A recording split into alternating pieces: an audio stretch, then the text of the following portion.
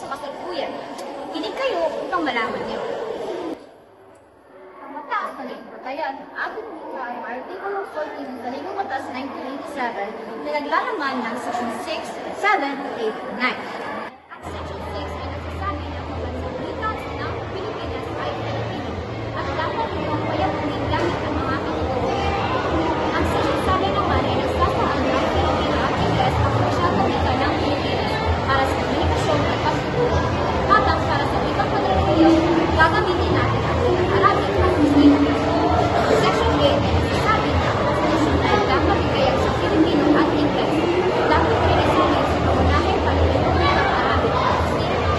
At ang Section 9 ay nagsasabi na ang pagtatag sa komunikasyon ng wikang pambansa na magkaroon ng mga kinakatawan mula sa iba't ibang relihiyon upang mapaunlad ang iba't ibang wika sa ating bansa. At ngayon, pupunta naman tayo sa mga patakarang sumulito ng ating araw. Noong 1987, nilaglaan ni Corazon C. Aquino ang Executive Order 335 na nagpupuntos ng paggamit ng Filipino sa gobyerno. Noong 2003, nilaglaan ni Gloria Tagal Arroyo ang Executive Order 210 na nagsasabi na ibalik ang mga ritual at gamitin ang wikang Ingles bilang pagtuturo. At ngayon, sa kasalukuyan, marami pa rin na nahihirapan sa pagsasalita ng Filipino dahil sa kumulangan ng suporta ng komunidad. Filipino. Kapag narinig mo ang salitang Filipino, ano ang unang pumapasok sa isip mo? Watawat, lupang tinubuan, o wika na ating ginagamit araw-araw? Isipin mo, bawat salitang binibigkas mo ay may kasaysayan. Hindi lang basta't salita, ito ay simbolo ng ating kalayaan, kultura at pagkakilanlan. Magandang gabi po sa inyong lahat mga kaklase. Ngayon ay ibabahagi ko ang kasaysayan at kahalagahan ng wikang Filipino mula panahon ng pagsasarili hanggang kasalukuyan. Kasaysayan ng wikang Filipino. Bagong definasyon ng wikang Filipino noong Agosto 5, 2013 ayon sa kombinasyon sa wikang Filipino or KWF na pagkasunduan na ang Filipino ay katutubong wika na ginagamit sa buong Pilipinas bilang wika ng komunikasyon. Ito ang wika natin sa pakikipag-usap, pagsusulat at maging sa mga talakayang akademiko. At dayo naman tayo sa panahong pagsasarili noong 1946. Noong Hulyo 4, 1946 ay naging malaya ang Pilipinas mula sa mga Amerikano at pinagtibay noon ang Tagalog at Ingles bilang opisyal na wika sa panahong ito. Bumabangon ang bansa mula sa digmaan at malaki pa rin ang impluwensya ng mga Amerikano sa ating ekonomiya at lipunan sa mga panahong iyon. At kasunod naman ang pagbabago ng pangalan ng wika noong 1950. Noong Agosto ng 13 taon ng 1950 ay pinalitan ang tawag sa wikang pambansa mula Tagalog tungo sa Pilipino ayon sa kautusan ni Kalehim Jose Romero. Panahon ni Diosdado Macapagal noong 1963. Inutos niya na ang pambansang awit ay dapat may titulong Pilipino. At tungo naman tayo sa panahon ni Ferdinand Marcos noong 1967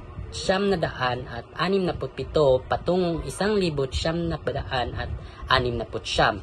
So, magsimula tayo sa 1967 ay inutos niya na ang lahat ng gusali, tanggapan at opisina ay dapat na may pangalan sa mga Pilipino.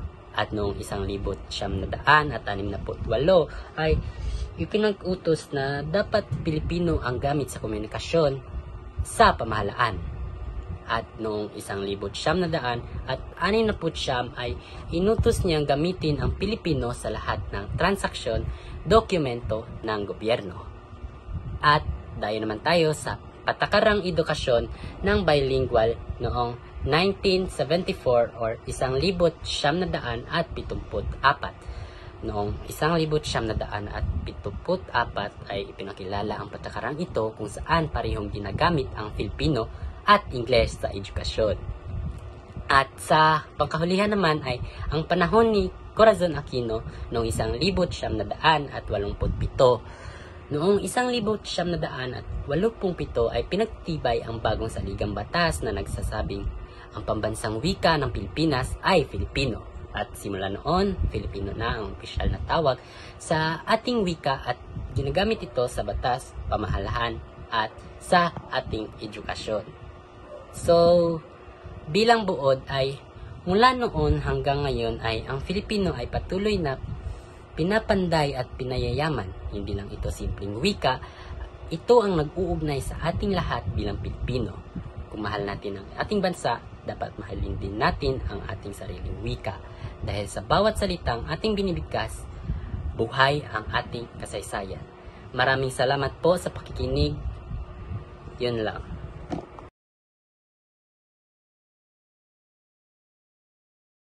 Noong Agosto 13, 1959, ipinilabas ni Jose B. Romero ang dating kalihim ng edukasyon.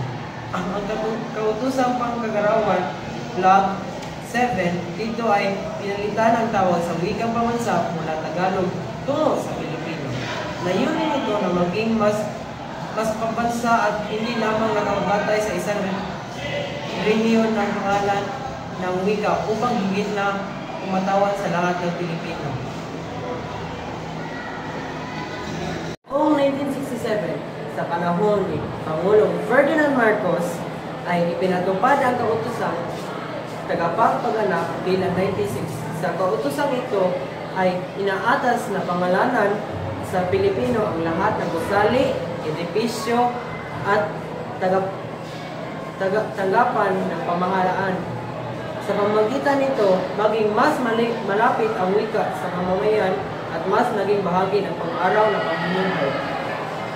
Noong 1987, sa pamumuno ni Pangulo Corazon Aquino, ay naisabata sa Saligang Batas 1987. Sa Saligang Batas na ito, formal na kinilala ang Pilipino bilang pambansang wika ng bansa. Itinakda rin dito na patuloy itong paunlarin ang iba't ibang wika ng Pilipinas upang magsilbi ng tulay ng pagkakaisa ng sambayanan. Kabuuan, makikita natin ang pagbabago ng ating wika mula sa Tagalog, Filipino at ngayon ay Pilipino.